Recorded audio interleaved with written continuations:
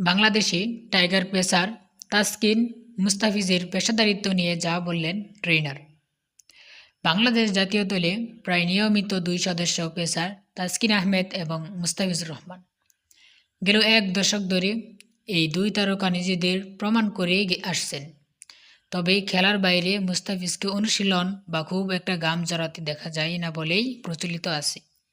তবে ট্রেনার ইয়াকুব ডালিমের মতে পরিশ্রমের ব্যাপারে ছাড় দেন না তাদের কেউই।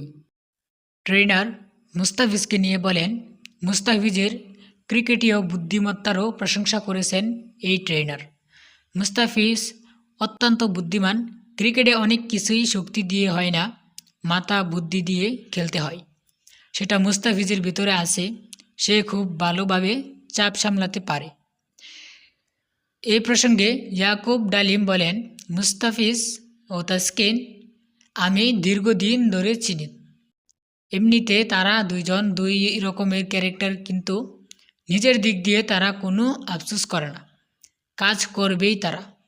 পেশাদারিত্ব তারা 100 ভাগের উপরে। যে কোনো ধরনের ওয়ার্কআউট, রানিং, কোনো কিছুকেই কখনো তারা না